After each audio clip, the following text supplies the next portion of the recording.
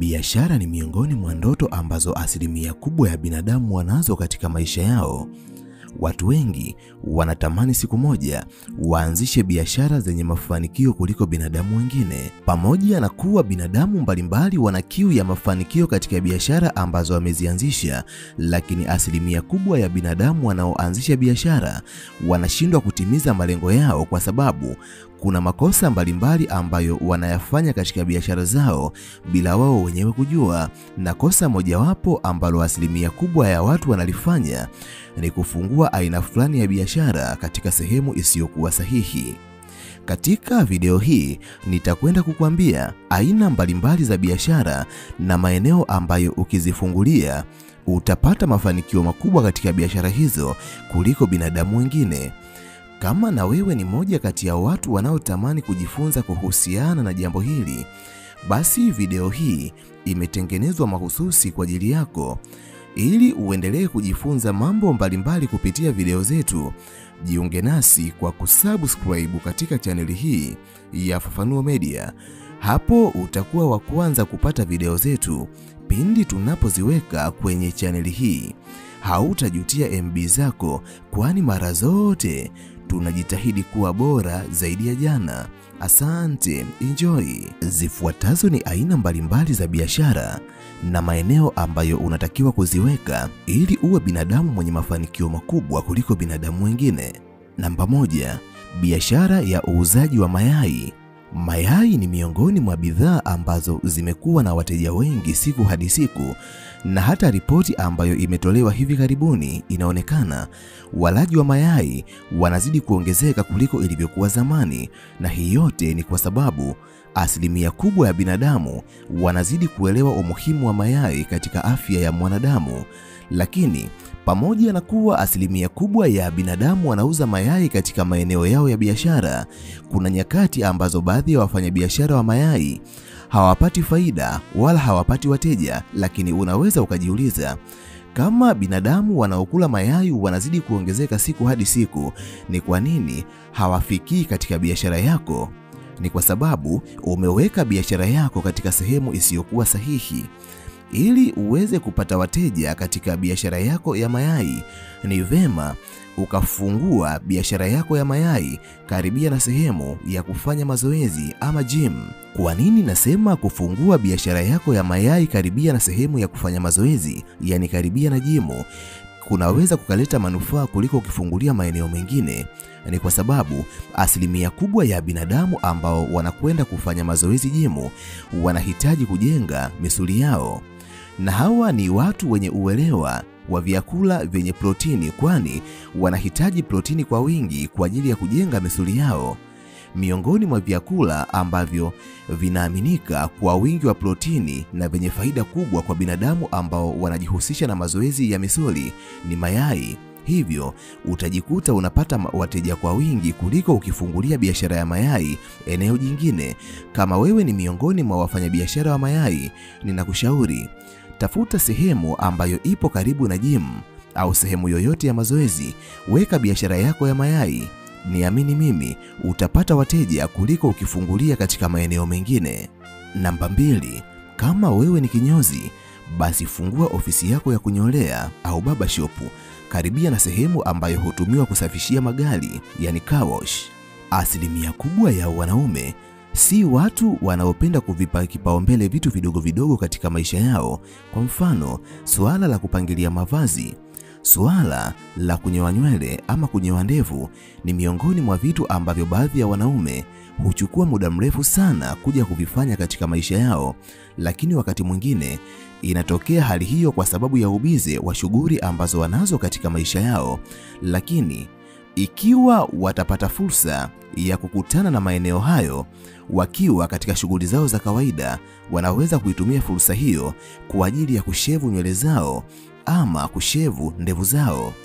Eneo pekee ambalo unaweza kuwapata wateja kwa wingi ni sehemu ambako ni karibu na sehemu ambako magari huwa yanaoshwa, kwani asilimia kubwa ya watu hasa wanaume wanapopeleka magari yao kaoshi, huo ni muda ambao huwa wanatawaliwa na upweke. Ikiwa kuna kitu cha ziada cha kufanya, wanaweza kutumia muda huo kukifanya Kama utakuwa umeweka barbershop karibu na sehemu ya car wash, asilimia kubwa ya watu ambao wangetamani kufanya hivyo lakini wanashindwa kufanya hivyo kwa sababu ya ubize wa kazi zao, basi hapo wataua ndege wawili kwa jiwe moja. Watapeleka magari yao car wash, lakini wakati magari yao yanasafishwa, wakiona kuna barbershop jirani na sehemu hiyo, basi watakwenda kushevu nywele zao, na hapo utajikuta ukipata wateja kila iitwapo leo. Hivyo kama wewe ni kinyozi, zingatia hili na utakuja kutoa ushuhuda katika siku za usoni. Namba 3, kama una ndoto ya kufungua car wash ama kituo cha kusafishia magari, basi fungua karibia na maduka makubwa, na maanisha shopping mall, ama karibia na kanisa au karibia na msikiti. Unapozungumzia makanisa, misikiti ama shopping mall, haya ni maeneo ambayo asilimia kubwa ya binadamu huwa wanahudhuria kila siku ama kila wiki. Utakapozungumzia shopping mall, hii ni sehemu ambako asilimia kubwa ya binadamu wenye uchumi mzuri huenda kila wakati, na asilimia kubwa ya binadamu wanaoenda katika maeneo hayo, wengi wao huwa wanakuwa na vyombo vya usafiri.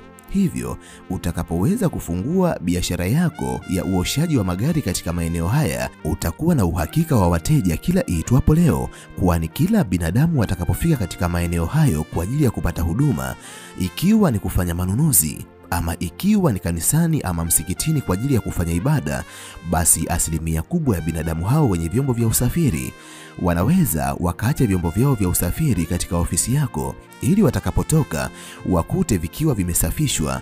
Na hapo ni kwa sababu watakapomaliza shughuli hizo, huenda kuna ratiba za siku nzima ambazo zimewabana, lakini kwa sababu hapo wanakuwa wamepiga ndege wawili kwa jiwe moja, yani wamefanikiwa kufanya ibada ama kufanya manunuzi na bado wamefanikiwa kusafisha magari yao, basi utakuwa na uhakika wa wateja katika biashara yako kuliko ungefungua biashara yako katika maeneo mengine.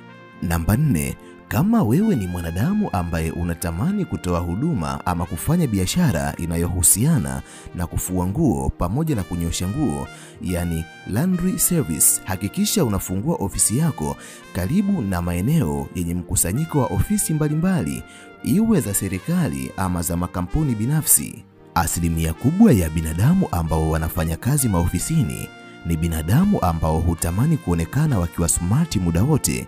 Kwa sababu hiyo, unaweza kuitumia fursa hiyo kufungua ofisi ambayo inajishughulisha na usafi wa mavazi, yani kufua nguo pamoja na kunyoosha. Amini usiamini, hayo ni baadhi ya maeneo ambayo unaweza kupata wateja wengi kuliko ukifungua ofisi yako katika maeneo ambayo hakuna watu ambao wanahitaji kuonekana smart muda wote. Ni kweli unaweza ukapata wateja, lakini idadi ya wateja ambao utawapata katika sehemu yako ya biashara itakuwa ndogo ukilinganisha na kama ungefungua biashara yako karibia na sehemu zenye wingi wa maofisi ya binafsi ama ya kiserikali.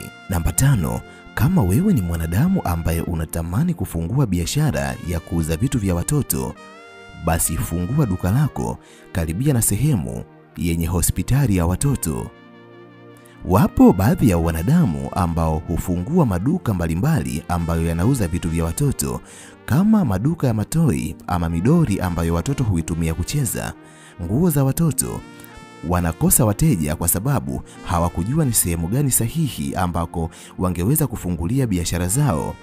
Mimi ninakuambia leo, kama ukiweza kufungua biashara yako ya vitu vya watoto karibia na hospitali ambayo inajishughulisha na matibabu kwa watoto wadogo, utakuwa na uhakika wa kupata wateja wengi kuliko ukifungulia biashara hii katika maeneo mengine, kwani mara nyingi wazazi wanapowapeleka watoto katika hospitali, pamoja na kuwa wazazi wanahitaji watoto wao waweze kutibiwa, lakini huu ni wakati ambao wazazi wanajua wazi watoto huwa wanahitaji faraja, ikiwa ni pamoja na kununuliwa vitu ambavyo wanavipenda. Hivyo utajikuta ukipata wateja wengi katika eneo hilo kuliko ungefungulia biashara yako katika maeneo mengine. Ninayo mengi ya kuzungumza, lakini kwa sababu ya usalama wa MB zako, ninaomba niishie hapa. Ninahitimisha nikiamini kuna jambo kubwa ambalo umejifunza kupitia video hii, na sasa hautakwenda kufanya makosa katika biashara yako. Tukutane tena katika video ijayo. nimalize kwa kusema nawapenda sana sana zaidi ya sana. Asante, bye.